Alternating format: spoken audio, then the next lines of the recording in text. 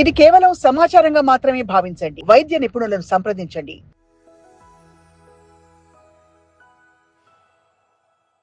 ECG ఇకో అబ్నార్మల్గా ఉన్నాయి అంటే already హార్ట్కి డ్యామేజ్ జరిగినట్టు లెక్క. ఒత్తిడిగా ఫీల్ అవుతున్న జోన్ నుంచి మీరు అన్నట్టు సంగీతం కావచ్చు, పాటలు వినడం కావచ్చు, లేదు షాపింగ్ కావచ్చు. విండో షాపింగ్ చాలా మందికి రిలాక్సేషన్. అది రెండు విధాలా హెల్ప్ చేస్తుంది. ఒకటి మెంటల్ హెల్త్కి హెల్ప్ చేస్తుంది, ఫిజికల్ హెల్త్ కూడా హెల్ప్ చేస్తుంది. ఈ మధ్య కాలంలో అసలు స్లీప్ సైకిల్సే మారిపోయాయండి. ఒంటికంటే చాలా నార్మల్ అయిపోయింది. ఆ నిద్రలో మనం కరెక్ట్గా పడుకున్నప్పుడు లేదా ఇవ్వాల్సిన టైం మనం ఇవ్వనప్పుడు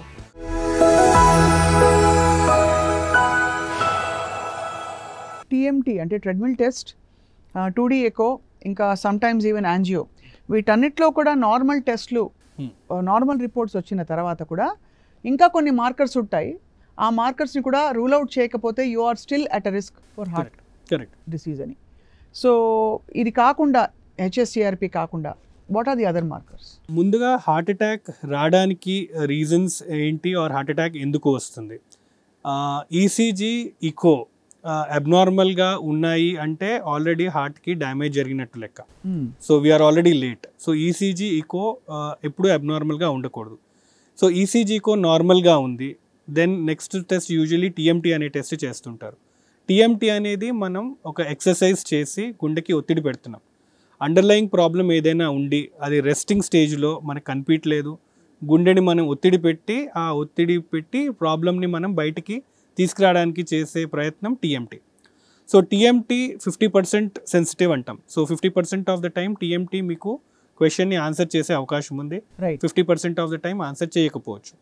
50% ఆఫ్ ద టైం చేసిన ఈ టీఎంటీ పాజిటివ్ వచ్చినప్పుడు ఆ ప్రాబ్లం పాజిటివ్గా ఉంటే యాంజియోగ్రామ్ అనేది చేస్తాము. బ్లాకేజెస్ ఉన్నాయా లేదా చూస్తాం. సో బ్లడ్ వెజల్స్లో నారోయింగ్ ఒక 70% ఆర్ అబౌవ్ బ్లాకేజ్ ఉంటే, నారోయింగ్ ఉంటే అప్పుడు టీఎంటీ పాజిటివ్ ఉండే అవకాశం ఉంది. బట్ యాంజియోగ్రామ్లో బ్లాకేజెస్ లేనంత మాత్రాన హార్ట్ అటాక్ రాదు అని చెప్పడానికి లేదు. నార్మల్గా ఉన్న బ్లడ్ వెజల్స్లో కూడా హార్ట్ అటాక్ వచ్చే అవకాశం ఉంది. ఆ హార్ట్ అటాక్ అనేది ఒక యాక్సిడెంట్ లాగా చూస్తాం. సో బ్లడ్ వెజల్లో లైనింగ్ ఉంటుంది, ఎండోథీలియం అంటాం. ఆ లైనింగ్ నార్మల్గా బ్లడ్ క్లాట్ అవ్వకుండా ప్రొటెక్ట్ చేస్తుంది. డ్యూ టు సమ్ రీజన్ ఆ లైనింగ్ ఒకవేళ ఇంజురీ అయితే, ఆ ఇంజురీ అవ్వడానికి మా లాంగ్వేజ్లో plaque rupture are plaque erosion అంటాం. అది రావడానికి one of the reasons stress, emotional excitement, smoking, ఇలాంటి హై బ్లడ్ ప్రెషర్, ఇలాంటి రీజన్స్ వల్ల ప్లాక్ రప్చర్ అయితే ఆ ప్లాక్ రప్చర్ అయ్యి బ్లడ్ క్లాట్ అవుతుంది. ఆ బ్లడ్ క్లాట్ ఫామ్ అవడం వల్ల బ్లడ్ వెజల్లో ఫ్లో అబ్స్ట్రక్ట్ అవుతుంది అండ్ అది హార్ట్ అటాక్కి దారితీస్తుంది. అప్పటి వరకు అక్కడ ఏమీ బ్లాకేజెస్ లేదు, అప్పటి వరకు ఆ బ్లడ్ వెజల్ స్మూత్గానే ఉంది.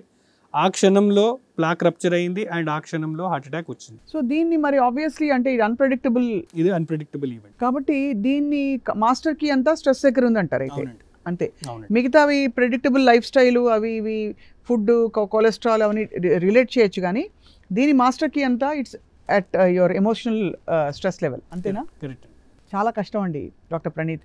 But how do you take charge of your health? And because మనం నిత్యం భయపడుతూ ఉండలేము, నిత్యం ఆందోళన పడుతూ అది కూడా ఒక స్ట్రెస్ అయిపోతుంది. అమ్మో నాకు హార్ట్ డిసీజ్ ఉందా అని చెప్పి ఒక ప్రోటోకాల్ పెట్టుకోవాలంటే మనం ఓకే ఇది ఓకే అని please give us a few tips. So ముందుగా హెల్త్ అనేది ఒక ఇండివిజువల్ రెస్పాన్సిబిలిటీ. ప్రతి వ్యక్తి వాళ్ళ హెల్త్ గురించి వాళ్ళు ఆ బాధ్యత తీసుకోవడం అనేది ఇంపార్టెంట్. సో నాకు రేపొద్దున హార్ట్ అటాక్ వచ్చే రిస్క్ ఎంత ఉంది ఆర్ స్ట్రోక్ వచ్చే రిస్క్ ఎంత ఉంది, నేను ఏమేమి జాగ్రత్తలు తీసుకోవచ్చు, నేను ఏమేమి మార్పులు చేయాలో ఇంపార్టెంట్. సో ఫస్ట్ రెస్పాన్సిబిలిటీ తీసుకోవడం, ఒకవేళ ఆ వ్యక్తికి ఏమైనా రిస్క్ ఫ్యాక్టర్స్ ఉన్నాయా లేదా చెక్ చేసుకోవడం. ప్రతి ఒక్కరికి ఇన్సిస్ట్ చేసేది బ్లడ్ ప్రెషర్ అనేది ఎనీ రీజన్ వల్ల మీకు అవకాశం దొరికితే బ్లడ్ ప్రెషర్ చెక్ చేయండి. బ్లడ్ ప్రెషర్ అనేది సైలెంట్ కిల్లర్. బ్లడ్ ప్రెషర్ చాలామంది ఇప్పుడు దాకా చెక్ చేసుకోలేదు కాబట్టి తెలియదు. ఒకవేళ తెలిస్తే బ్లడ్ ప్రెషర్ ఉంటే యాక్సెప్ట్ చేయండి, మందులు వాడండి, కంట్రోల్లో పెట్టుకోండి. షుగర్ కూడా, డయాబెటీస్ కూడా ఉన్నట్టు తెలియదు. ఏదైనా ఒకవేళ అవకాశం ఉంటే బ్లడ్ టెస్ట్ చేయించుకోండి. ఒకవేళ డయాబెటీస్ ఉంటే కంట్రోల్ చేయండి. 40 years దాటిన మేల్ పర్సన్స్, 50 years దాటిన విమెన్కి యూజువల్లీ బ్లడ్ టెస్ట్ ఏమైనా తీసుకోమని సజెస్ట్ చేస్తాం. ఏం బ్లడ్ టెస్ట్లు అవి? ఈ హెచ్ఎస్సిఆర్పి, డయాబెటీస్, కొలెస్ట్రాల్ అండ్ ఇంకా అడిషనల్ రిస్క్ ఫ్యాక్టర్స్ ఉంటే high sensitive C reactive protein, CT coronary calcium score వగేరా ఒక వ్యక్తి బట్టి. సో ఒక వ్యక్తికి ఏమేమి రిస్క్ ఫ్యాక్టర్స్ ఉన్నాయో చూడడం, స్మోకింగ్ లాంటివి ఏమైనా ఉంటే స్టాప్ చేయడం, ఆల్కహాల్ ఎక్కువ ఉంటే అది స్టాప్ చేయడము, and more importantly life style changes. Physical health, mental health రెండూ ఇంపార్టెంట్, రెండింటి మీద దృష్టి పెట్టాల్సిన అవసరం ఉంది. మెంటల్ హెల్త్ అంటే దానికి మార్కర్స్ ఏమిటి మరి? మార్కెట్ మనిషికో పిచ్చి అంటారు ఇప్పుడు ఇవాళ రోజుల్లో అయితే విపరీతమైన, అంటే ఒక ఎవ్రీథింగ్ బికమ్స్ నార్మలైజ్డ్ ఇవాళ రోజుల్లో. అవునండి. మరి how do you define a normal spectrum? Mental హెల్త్కి మీరు నా ఉద్దేశంలో నేను చెప్తున్న పేషెంట్స్కి ఇచ్చే సలహా, కుదిరితే మెడిటేషన్ ప్రాక్టీస్ చేయడం. అది ఒక హ్యాబిట్ లాగా చేసుకుని 5-10 minutes నుంచి స్టార్ట్ చేసి వీలైనంత వరకు మీ టైం పర్మిట్ చేసేంత వరకు కొంచెం మెడిటేషన్ చేయండి. మెడిటేషన్లో ఏం జరుగుతుందని ఒక క్లినికల్ ఎక్స్పెక్టేషన్ మీది? మెడిటేషన్ ద్వారా మన హార్ట్ రేట్స్ తగ్గుతుంటాయి, బ్లడ్ ప్రెషర్ తగ్గుతుంటుంది, ఇన్ఫ్లమేటరీ మార్కర్స్ తగ్గుతుంటాయి, ఈ స్ట్రెస్ హార్మోన్స్ అనేవి తక్కువ ఉంటాయి. సో ఓవరాల్గా అవన్నీ హార్ట్ మీద ఆర్ వేరే హెల్త్ మీద పెట్టే ఇంపాక్ట్ని తగ్గిస్తూ ఉంటుంది. సో మెడిటేషన్ ఇన్వేరియబుల్లీ మీ ఓవరాల్ హెల్త్ని, హార్ట్ ఒకటే కాదు ఓవరాల్ బాడీని హెల్ప్ చేస్తుంది. ఇట్ ఈస్ హీలింగ్ అంటాం. సో ఇంటర్నల్ హీలింగ్కి హెల్ప్ చేస్తుంది. మనకున్న స్ట్రెస్ఫుల్ లైఫ్కి meditation is an amazing solution. చేయడం ఇబ్బంది but easy, but doing it is difficult. But only thing దానికి చేయాల్సింది ఖర్చు లేని పని, ఓన్లీ టైం మనకొకటే మనం కేటాయించగలిగితే ఖర్చు లేని ఎక్సర్సైజ్ మెడిటేషన్, అండ్ దాంతో ఉండే బెనిఫిట్స్ చాలా అమేజింగ్ బెనిఫిట్స్, లాంగ్ టర్మ్లో చాలా బెనిఫిట్స్ ఉన్నాయి. ఇంకోటి మెంటల్ హెల్త్లో మీకు నచ్చినవి పనులు చేయండి. చాలామందికి హాబీస్ ఉంటాయి, ఆ హాబీస్ని ఏజ్ పెరిగే కొద్దీ మర్చిపోతుంటారు. పెయింటింగ్ కానివ్వండి, డాన్సింగ్ కానివ్వండి, ఆ హాబీస్ ఏమైనా ఉంటే వాటిలో టైం స్పెండ్ చేయడానికి చూడండి. మీకు వచ్చిన Sunday do those activities which make you feel happy. అది బుక్ చదవడం కానివ్వచ్చు, షాపింగ్కి వెళ్ళడం కానివ్వచ్చు, లేదా పెయింటింగ్ చేయడము, అలాంటి మీ పాత హాబీస్ని ఏదైతే మీరు పక్కన పెట్టారో వాటిల్లో మళ్ళీ టైం ఇన్వెస్ట్ చేయండి. వాటి ద్వారా కూడా మీరు యూ విల్ ఫీల్ హ్యాపీ. ఆ హ్యాపీ ఫీల్ అవ్వడం ద్వారా కూడా you will feel better. Idea ఏంటంటే వాట్ యువర్ సేయింగ్ ఇస్, మనం ఒత్తిడిగా ఫీల్ అవుతున్న జోన్ నుంచి మనకి వీటన్నిటి నుంచి డిటాచ్ చేసే ఒక జోన్లోకి వెళ్ళాలి. ఆ హాబీ ఏదైనా అవ్వచ్చు. కరెక్ట్. మీరు అన్నట్టు సంగీతం కావచ్చు, పాటలు వినడం కావచ్చు, లేదు షాపింగ్ కావచ్చు. విండో షాపింగ్ చాలామందికి relaxation. Yeah, and many women can relate with this doctor గారు. ఇన్ఫ్యాక్ట్ ఎందుకు అంత ఒత్తిడిగా అంత పని కట్టుకుని షాపింగ్కి వెళ్తారంటే నాట్ నెసెసరీ టు బై. చాలామందికి మహిళలకి బయటికి వెళ్ళి అది ఒక సేద తీరడానికి, లేదు ఒక రిలాక్సేషన్.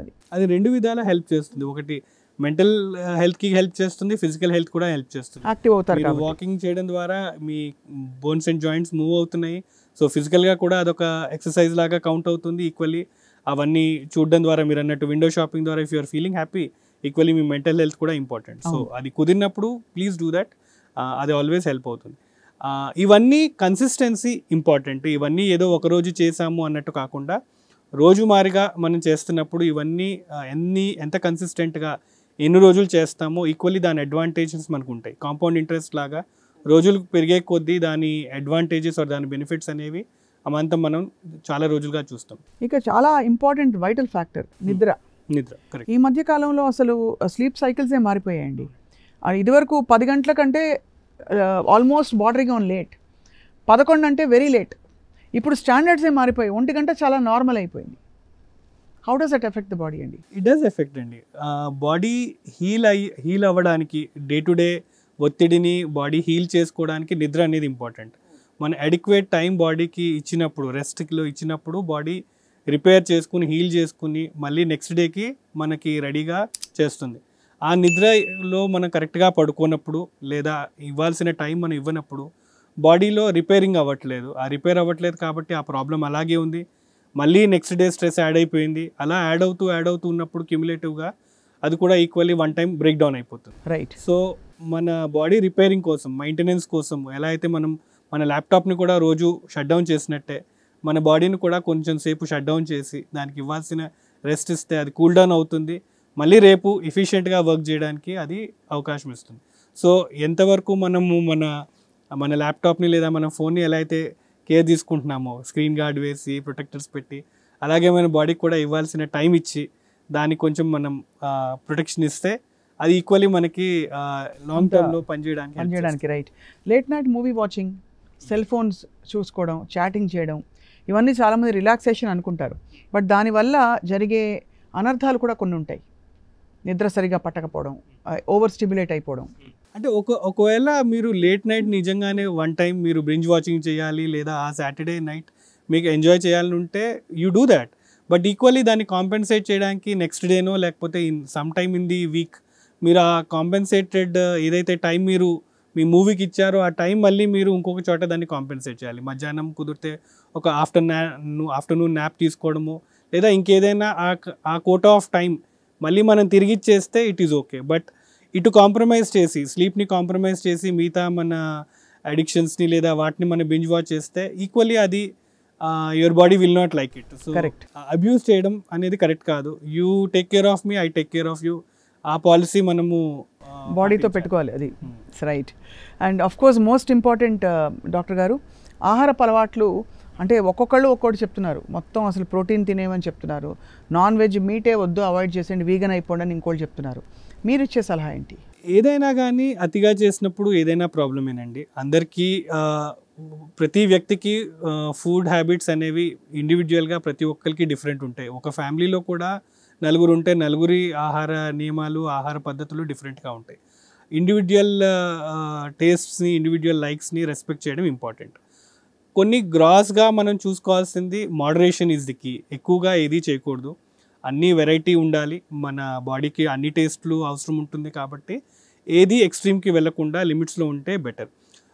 మీకు once in a time indulge అవ్వాలుంది, బిర్యానీ తినాలుంది, రసగుల్లా తినాలుంది, you can do that. Right. But అదే ఫ్రీక్వెంట్గా అవుతుంది లేదా రిపీటెడ్ అవుతుంది, that is not accepted. So moderation is the key. And అన్నీ తినాలి, అన్ని ఫ్రూట్స్, అన్ని వెజిటేబుల్స్, అన్ని ఫుడ్ ఐటమ్స్లో న్యూట్రియంట్స్ ఉంటాయి, వాటిని మనం తీసుకోవాలి. కొన్ని ఫుడ్ ఐటమ్స్ని అవాయిడ్ చేయమని చెప్తాము, పర్టికులర్లీ డెడ్ క్యాలరీస్ అంటాం. లైక్ ఈ సాఫ్ట్ డ్రింక్స్ కానివ్వండి, క్యాండీస్ ఏవైతే ఉన్నాయో వీటిల్లో ఉట్టి క్యాలరీస్ ఉన్నాయి, వీటిలో ఏమి న్యూట్రిటివ్ అసలు ఉండవు. సో వీటిని డెడ్ క్యాలరీస్ అంటాం. సో ఇలాంటివి ఎప్పుడోకప్పుడు ఇంటెలిజెన్స్ కోసం తీసుకుంటే పర్వాలేదు, వీటిని వీలైనంత వరకు రెస్ట్రిక్ట్ చేయాలి.